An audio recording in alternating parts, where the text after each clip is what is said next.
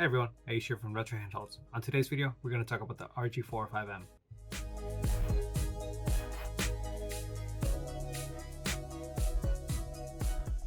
So I'm sure you've heard us say this a lot, but Anbernic released a brand new handheld, the RG405M, and this adds a fourth device to the T618 line of handhelds, but this one's a little bit different than what's available right now because one, it's in a metal shell, and two, it has a large 4-inch 4x3 screen. So we already got our first impressions videos out, but today we're going to do a full review on it and talk about whether it's worth it, who it's worth it for, what sets it aside from other T618 handhelds, and just our general thoughts about it, how it's been actually using it for a couple of days, pros, cons, all of that good stuff. As far as specs go, we have Android 12, the Unistock T618 CPU, Mali G52 GPU, a 4-inch 640x480 IPS display, 4GB of RAM, 128GB internal, Wi-Fi 2.4 and 5G, Bluetooth 5.0, a 4500 mAh battery that should give you about 5 to 7 hours of gameplay, and SD card support up to 1TB. Up next, we're going to take a quick look at the internals, and Anbernic is claiming that this is the first all-metal Android handheld, and technically they're right. The 353M had plastic on the sides to allow for the Wi-Fi reception. On this one, the way they fixed that, they actually made the connection onto the metal backplate so that you can still get a pretty good Wi-Fi signal. And after using it for a few days, I didn't really have a whole lot of issues with the Wi-Fi. I can say that this solution was actually pretty effective for them. Another very pleasant surprise was that the sticks are very easy to get to, and even though these are hot sticks and you shouldn't have any issues with them, it's still nice to know that if you do have to replace them for whatever reason, it's pretty easy to get to them. Next thing we're going to look at is the buttons, and it can be a little bit tricky getting to them because of those two ribbon cables right next to the battery. I did try to take out the battery, but I noticed it was bending a little bit, so I decided to just leave it as is and just work around that. Once you get there, you can just wiggle the board around a little bit to get it out. It's not that bad, just be careful with the ribbon cables. Now, taking a look at the buttons, they are the same as the other 353 handhelds, and that's a good thing because if you have any custom buttons, you can able to just grab them and drop them right in. So that makes modding a whole lot easier because those parts are just going to work. Now, what I did with mine is I actually swap them into the Xbox layout just because I like that a little bit better, and I find that it's easier to configure emulators if the buttons are in that Xbox layout, but that's going to be completely up to you. Now let's talk about the build quality and ergonomics. As far as the build quality goes, it feels great. It's one of the most comfortable handhelds I've held. It's also one of the best feeling ones. It feels extremely premium because of that metal shell. And just in general, it's a joy to use other than the shoulder buttons, which I'll talk about those here in a little bit. But as far as the face buttons and sticks are concerned, the sticks are great. They're nice and grippy. They're very responsive. The buttons have great tactile feel. It's not clicky, but you definitely feel like you're pressing into it, and it's not mushy. Same thing with the D-pad. And even though that D-pad is in a lower placement, I didn't mind using it at all. It was a very comfortable experience for any type of game I was trying to play. Fighting, platformer, side scroller, anything like that. There are no complaints as far as the front of the handheld is concerned. Everything just feels like it's in a better position. And another great addition here is the back and home button. If you press it once, it's going to act as a back button. If you hold it down, it's going to be a home button. So this makes getting to settings a whole lot easier, or just getting back to your home menu. The start and select buttons are nice and clicky. I'm not the biggest fan of them being on the bottom, but it's okay. It's not that bad because the handheld isn't that large. Up top, we have our classic Anbernic shoulder buttons, power button, volume rocker, and USB-C plug. The headphone jack is on the bottom of it. And up next, we're going to talk about the new direction Anbernic's taking with their button layout and what I think about it and why it's time to switch to stack instead of the inline triggers. So to better illustrate my point here, I have the 351P. And what Anbernic did with the 405 is they actually brought the face buttons and sticks higher up, closer to the top of the handheld, which means it's going to be more comfortable to hold and use, but the inline shoulder buttons are a lot less comfortable to use. And here you can see the space difference from the top to the D-pad and at the bottom. So higher button placement is going to generally be a good thing, but in this case it actually ended up hurting the usability of the top buttons, With the 351p, because the D-pad sits a little bit lower, it's a lot easier to get to L1 and L2, same thing with R1, R2. With the 405, because everything's higher up, your finger ends up too far over the buttons to make it comfortable to use. So you end up in this weird claw position whenever you're using L2 and R2, or you have to use it with the last knuckle of your finger. It's just not a great experience. Plus L1, R1 tend to sink in a little bit too much, so this could have been easily remedied by just going with stacked shoulder buttons. And here with the 3 Plus, you can see that even though the button layout is very similar, because they have stacked shoulder buttons and L1 goes all the way across, your finger is going to be able to easily press both of them instead of having to grab it in this weird claw grip. So here you can see the D-pad is pretty high up, just like the 405, but it's a lot easier to use those shoulder buttons. That would be my only complaint with the 405 as far as the layout goes, is that it's really time to move on from these inline shoulder buttons and go with stacks. I understand they want to make it pocketable, but it doesn't really add that much, and it would make a huge difference for ergonomics. Up next, let's talk about the screen. And it doesn't sound like a lot, but that ½ inch makes a big difference. The only downside to the screen is that it's not very bright. It does get extremely dark, so if you're playing at night and you don't want to keep somebody up, it's going to be a great option because it does get very dim. But unfortunately, if you're playing in direct sunlight, it might not be the best option because it doesn't get very bright. So let's compare this 4-inch 4x3 screen to some other handhelds that use a different aspect ratio so we can get a better idea of how the content is going to look in this larger screen. Here we have the original Game Boy Advance SP, and you can see the screen is considerably bigger, so all your Game Boy Advance games are going to look great on this screen, and they're going to take advantage of most of it. Getting into some wiring systems, we have the 2DS, and even though we have very different aspect ratios, the actual display area of the 2DS is the same as the 405. The 405 is actually taller, so we are going to be able to get some 2DS games running with a small bottom screen. And even though this wouldn't be ideal, it's still doable, and I wanted to go ahead and show it here so you can get a good idea of scale, that this is the screen these games were originally meant for, so we can still get a pretty good experience out of it.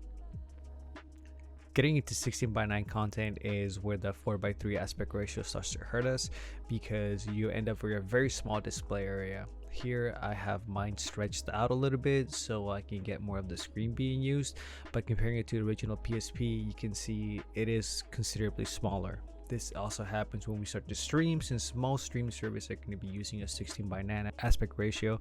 It's just not the best experience. It's still very doable, and because of the T618 chip, you're going to be able to run basically the whole PSP library. It's just keep in mind that it is going to be a little bit smaller. On the bright side, if you want to be positive, because you have a smaller screen, the 2x resolution is actually going to look better just because of that smaller display size.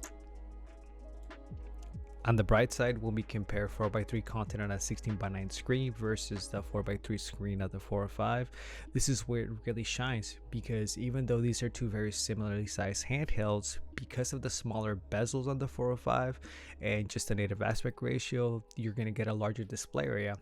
And this is just the way these games were meant to be enjoyed. So if you're mostly playing retro games, this might be the handheld for you. Now let's talk about the inputs. Unfortunately, we've had a little bit of a run where Anbernic D-pads tend to be a little too sensitive and you get a lot of accidental diagonal inputs. I can fortunately say that's not the case with these pads. You are still able to hit those diagonals pretty easy, but when going from left and right or up and down, you're not really going to be hitting those on accident. So it looks like the D-pad has been improved and it feels great. It's nice and sturdy without being too hard or difficult to press. As far as the sticks are concerned, unfortunately, just like the 505, they tend to favor the cardinal directions. Now, when we get into game, it's really not that big of a deal. You might notice your character is a little bit snappier sometimes in certain games, but other than that, it's not a huge deal. I do hope that Anbernic does address this in a future update and they fix that, but it's really not a deal breaker, and it's not going to be something that's really going to kill the experience of actually gaming with it. You can see right here I can still get diagonals, they just tend to pull a little bit, but if I'm really meticulous with it I can get more precise inputs. Again, don't worry about it. Once you're in game, you're really not going to notice it that much. Maybe in Mario 64 Mario will be a little bit snappier, but that's going to be about it. Not a huge deal.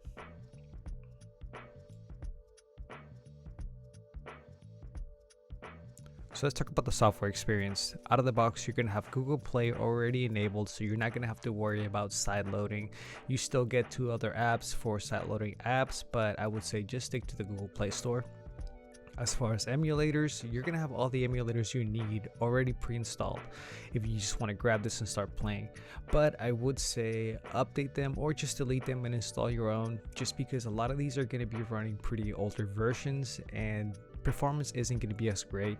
Like with PSP, the one out of the box, I was getting 40 to 50 frames on God of War. When it updated, I was hitting a solid 60. So yeah, make sure you update those so you can get the best performance out of your handheld. From the slide down menu, you're going to get your typical Android options. You're also going to get a controller mode, key mapping software, and your game launcher. Let's talk about the key mapper first. Once you enable it, you're going to have all the buttons on screen and you're going to be able to toggle them on and off by pressing X or activate them with the button right next to it. You're going to want to place those on any part of the touchscreens you want to assign an input to with the button. And the way you turn it on once you have everything set up is you press where it says switch and then you can close it. At that point, you're using key mappers, so your buttons aren't going to respond anymore until you turn it back off. To turn that off, go back into key mapper, press switch again, and you can be able to use your physical buttons again. There are pre-map configurations I'll show here in a little bit, but for right now, that's basically how the key mapping software works.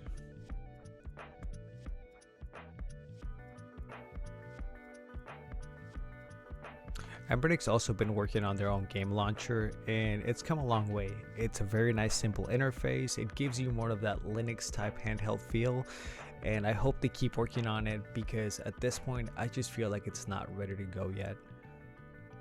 And here's a good example of what I mean by it's not ready to go yet. Right here in Super Nintendo, I can't get all my games to show up. For some reason, only these games show up, even though I'm using the right RetroArch core and I'm setting the file path to the correct one. They won't load for some reason. Also, getting the right folder to open can be pretty hard just because you can't get that precise input. So I'll try to hit the check mark next to the folder I want to open and it'll just open it up instead of leaving it checked so I can select it.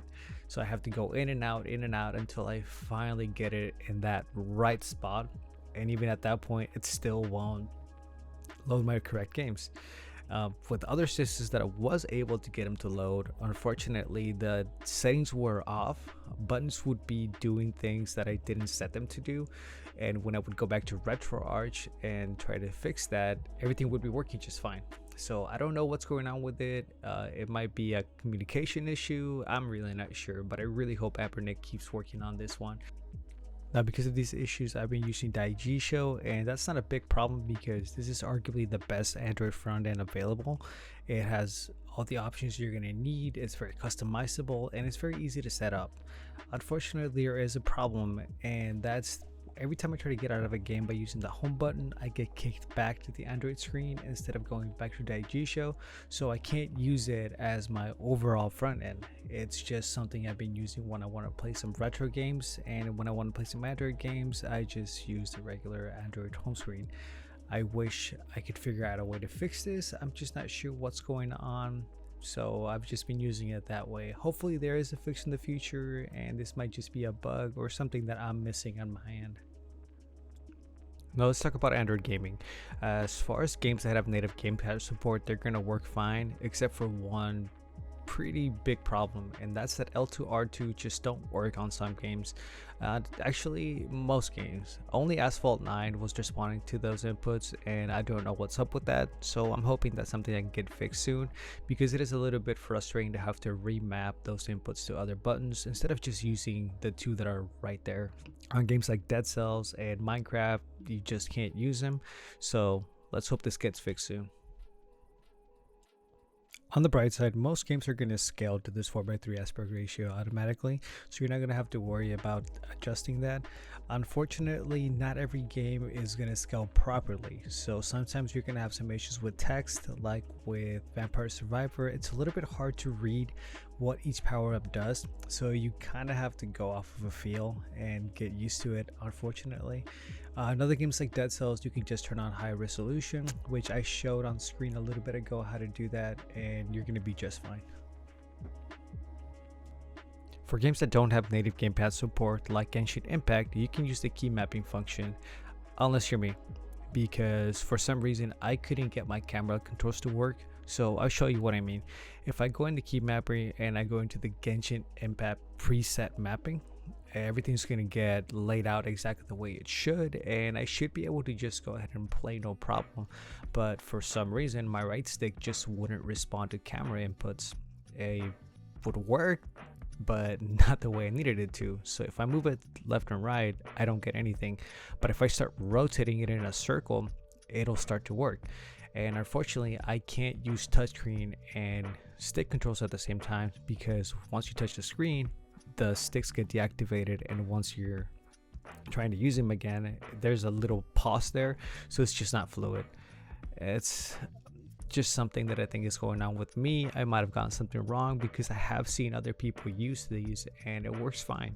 So I don't know what I've been doing wrong. I'm gonna keep messing with it, and I'm hoping it's just a me problem and not just a weird glitch that's going on. Up next, let's talk about emulation, and basically everything up to the N64 and Dreamcast is just gonna work no problems. I didn't even really have to get into any type of setup. For games up to PlayStation 1, you're gonna be able to upscale them, and it's just something that it's not even really worth getting too much into, because the T618 is a fairly decent chip, and these games are just gonna work, so you don't have to worry about that. Everything from Game Boy, Arcade, PlayStation 1, all of those systems are going to be basically plug and play. You might have to just map some controllers and work on the upscale if you want to get them to look a little bit nicer, but other than that, just get the game and start playing, and they're going to look great in this screen, because this is the aspect ratio these games were meant to run in. Getting into N64 and Dreamcast, the experience was basically the same. I just picked the game and I started playing.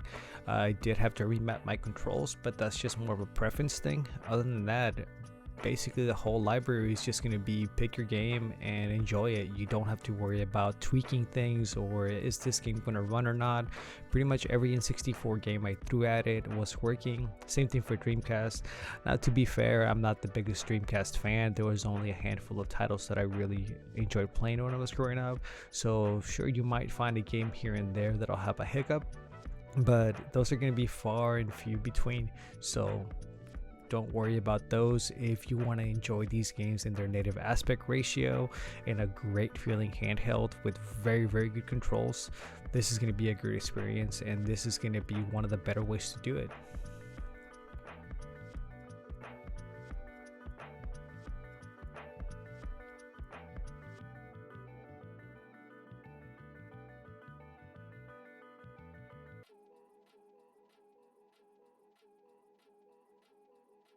For DS, you're gonna have to get creative, because the DS used a 4:3 aspect ratio, so you're gonna either have to play with two smaller screens, or you're gonna have to be rotating your screens. But other than that, the whole DS library is going to be playable to you, because you have a touchscreen and you have more than enough power to run these games even upscaled. So DS is very doable as long as you're willing to get creative. Just like with the 505 and the Retro Pocket 3 Plus, the whole PSP library is going to be open to you. Now, keep in mind that you are going to have a smaller display because of that 16:9. I have mine a little bit stretched, but other than updating the emulator, I didn't really have to do anything else to get every game working. Everything's going to run at a 2x. You're not really going to have to deal with slowdowns or any specific settings. It's just going to be sit down and enjoy your game. Now, like I mentioned earlier, 3DS games are going to be limited, but you can still enjoy a decent amount of games. And surprisingly, the screen setup is actually a little bit easier than with DS because, like I showed earlier, the screen on the 405 is taller than the 3DS, but still about the same size lengthwise. So you're going to be able to get basically the native display size for games, but still have enough space for a smaller screen down below. But just remember, you are going to deal with stutters, you're going to deal with some slowdowns because 3DS is still a hard handheld to emulate. And now we're going to get into GameCube and PlayStation 2 emulation, and this is really where we start to push the T618, and unfortunately we just don't have enough power to run the majority of the library for either system. But you are going to get a lot of games that are going to run full speed and a good amount that are going to be playable. On GameCube, you're going to see more titles than on PlayStation 2. A lot of the more popular first-party games like Mario and Zelda, they're going to be running full speed, and you're going to have a good time playing those games, especially because they were meant to run this 4:3 aspect ratio, so you don't have to worry about widescreen hacks or anything like that. You can just set your game and enjoy it. There are a couple of things you can tweak here and there, and we will be doing emulation showcases where we're going to talk about what settings to use a little bit more, but just know that you are going to get a lot of those games running and you're going to have a good time with them. For PlayStation 2, unfortunately the list is a little bit shorter, and since the emulator is no longer in development, chances are this isn't going to change anytime soon. But there are a fair amount of games that you're going to be able to play, and you're going to be surprised at what titles are actually going to run. I would say for the most part you're going to want to stick with your RPGs and easier to emulate games, but some faster, harder to emulate games are going to be able to play as well. So you are going to have to experiment, and you are going to have to mess around with settings a lot more to get more games to run, but a surprising amount are going to be playable. Now, emphasis on that, keep in mind that I am saying playable, not running perfectly. Things like God of War, they're just not going to run normally, so you do have to set up a lot of hacks in the background to get things running. But in a pinch, if this is the only way for you to experience some of these games, you are going to be able to get some pretty decent gameplay out of a surprising amount of titles. Now, one other thing to remember is when you're pushing this chip this much, the handheld is going to get a little bit warm on the right side. It's not going to be uncomfortably warm, but it is going to be noticeable, so keep that in mind. If you have sweaty hands, it might be a problem, or wear gloves. That seems to be the best way to play the Red Toy Pocket 3. Anyway, there was one more thing that I was going to cover, and that's game streaming. Unfortunately, when I was capturing footage for this, my Wi-Fi was acting up and I wasn't able to get actual connection set up. But that being said, streaming isn't the best experience in this handheld because you are stuck in a 4:3 aspect ratio, and a lot of the services are going to be using a 16:9. You end up with a pretty small display area, so that's best suited for different handhelds, not necessarily for this one. But yes, game streaming is possible on the 405, just unfortunately you might have to deal with some input issues and the experience might not be the best. So if you really want a streaming handheld, this might not be the best fit for you. So overall, there are some limitations and flaws, and with a retail price of $178, this may not be the best fit for everybody. Sure, there are some other handhelds that offer more for a similar or even a lower price, but if you are somebody that mostly plays your classic systems and you want a premium experience, it doesn't get a whole lot better than this. This is one of Anbernic's best devices. They've made a lot of progress as far as the ergonomics go. I just hope that in the next iteration we see some stacked shoulder buttons and a couple upgrades, but overall I hope they keep going down this path and that each handheld keeps getting better than the last one. I really hope you enjoyed this video and that it was helpful to you. If it did, please don't forget to like and subscribe, and if you want to share this video, help us reach more people. I appreciate it. I hope to see you again in the next video, and have a great day.